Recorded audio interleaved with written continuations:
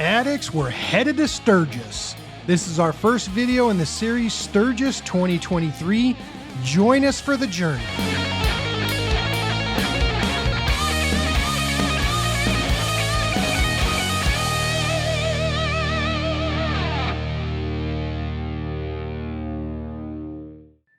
Addicts, the time has arrived to make our way to Sturgis.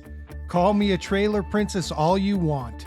I wasn't about to ride through 115 degrees in Arizona when I could enjoy AC and sleep while Hitch drove us to northern Colorado.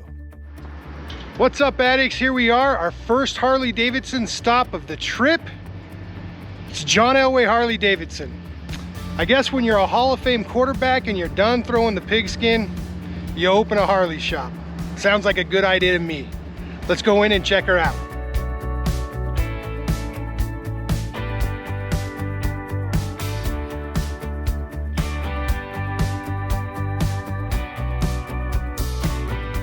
All right, Addicts, here we are.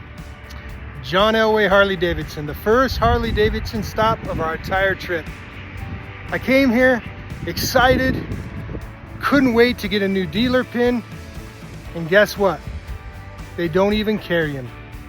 What do we carry around the house? They don't carry them? I think it's time for John Elway to consider whether or not it's time to sell the dealership to someone who knows not how to play football, but how to run a successful dealership, and they have dealer pins. That's crucial to any business, at least in my opinion. Anyways, bummer day, headed to Loveland.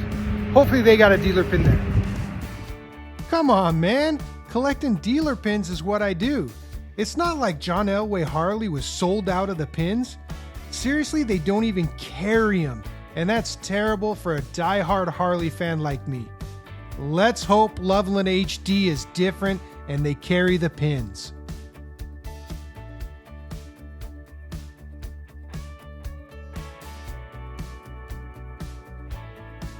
Addicts, here we are at Thunder Mountain Harley-Davidson. Unlike John Elway Harley-Davidson, this place is awesome. It's huge. There's tons of motorcycles, tons of gear. If you're in Loveland, Colorado, you gotta stop by. We couldn't leave Loveland without experiencing their hospitality. The downtown historic architecture was amazing, and it gave us a chance to highlight our new merch. If you don't know already, it's available at Shopify. No day is complete without a good meal. The Chop House in downtown Loveland is a nicely decorated historic brick building. It was quaint but inviting, and their food, delicious. Steaks were perfect, the asparagus probably the best I've had, and the creme brulee, top notch. Addicts, if you're in Loveland, you have to stop at the Chop House. Good morning, Addicts. Today's the day. We're finally going on a ride. Looks like we got a little bit of inclement weather. Good news is that's to the east, and we're heading that way to the west. Anyways, looking forward to a great ride. We're headed up through Poudre Mountains, gonna hit up Laramie, stop in Cheyenne to the Harley-Davidson dealership, of course, and then we're headed up to Scotts Bluff for the evening. We're pretty excited. Join us for the ride.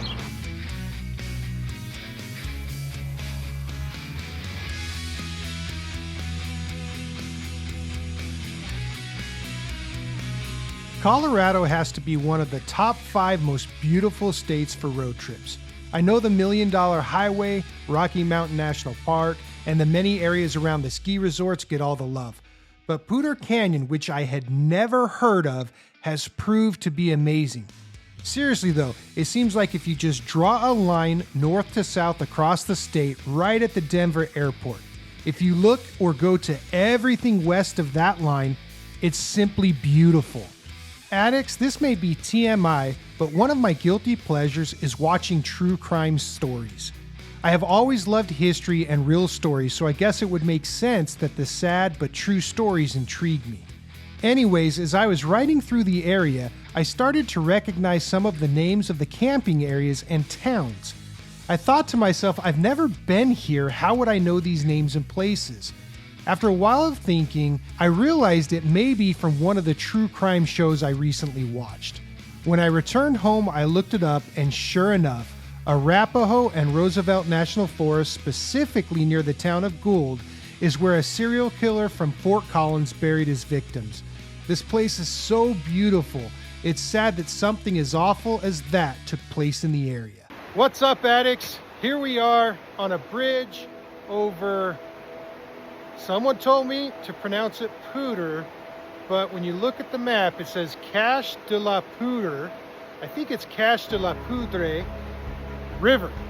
This is actually in the Poudre River Canyon, or the Poudre River Canyon, and luckily for us, I made a mistake and rerouted us, and we never went through Fort Collins, but we went through this beautiful area called Bobcat Ridge, and I'm so glad I screwed up, because it was probably the best way to kick off the ride.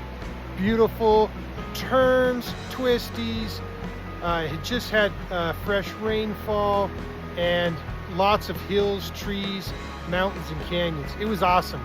Anyways, we continue on to Laramie. We'll see you down the road.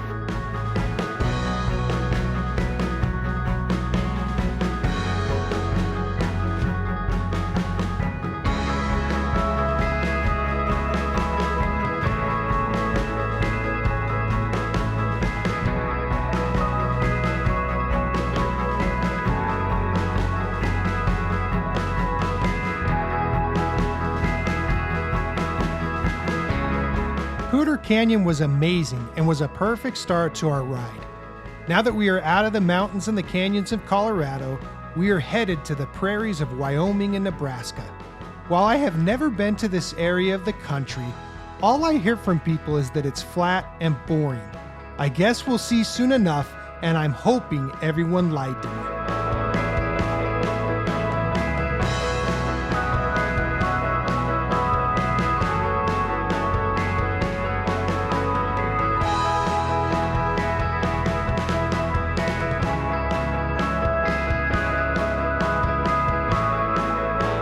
Well, the ride to Cheyenne was not nearly as flat as I had expected.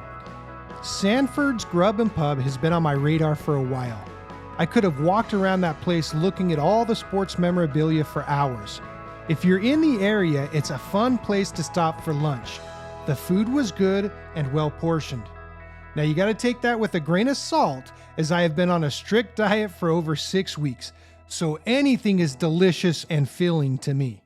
What's up, addicts? We freaking made it to our third Harley-Davidson dealership on the route.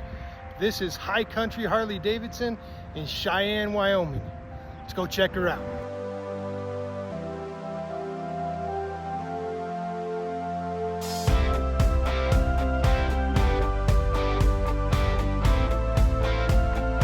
After a good meal and a dealer pin, it was time to mount up and get some mileage behind us.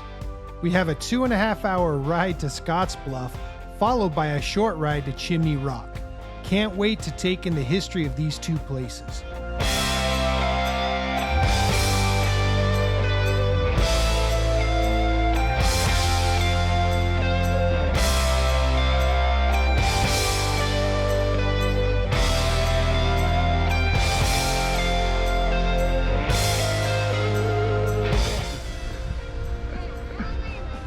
Okay.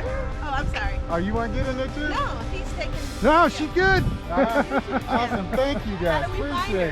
How do we find your YouTube channel? Oh, it's IRONHORSE Addiction. Wiggle. She was excited. This is really Here, this awesome. is the easy way. Okay. Just QR code it. That takes you right to it. I like you rode a motorcycle, huh? Yeah. You know what to do it? You want a poker chip like all the real bikers? Yeah. They're going to where we came from. Yes. Yeah, I know. Pretty cool, huh? Addicts, that right there is proof you can never start them riding too young. Glad we were able to put a smile on this little girl's face. Anyways, if you have ever played the Oregon Trail, one of the first computer games ever made, you will recognize the place Chimney Rock. It was a major landmark in the game, and has proven to be the most mentioned landmark in the journals of settlers that traveled through the area during the mid-18 to late 1800s. Gold rush fever had spread and everyone was headed to California and Oregon to strike it rich. The Mormon pioneers traveled through the area on their way to Utah, and the Pony Express used it as a place to camp because of the spring of fresh water nearby. This landmark played a significant role in the westward expansion of the United States. I was surprised to learn that Scotts Bluff was actually a more important landmark for settlers to see as they made their way west. I have learned that when they reached Scotts Bluff, it was a reminder that a third of the trek was behind them. I can only imagine what those early settlers felt as they gazed on the bluffs for the first time along their journey. You want to talk about tough people? These people understood hard work. Simply incredible what these people experienced and accomplished in their lives. Addicts, it's been a great first day, and Hitch and I are grabbing a bite and looking forward to what the next day's events bring. Until next time, live life at 100 miles per hour. Next on Sturgis 2023. The ride continues as we dodge bison on our way to Badlands National Park. We stop at the world-famous Wall Drug, and our bikes end up in the shop. Join us next week as we continue the adventure.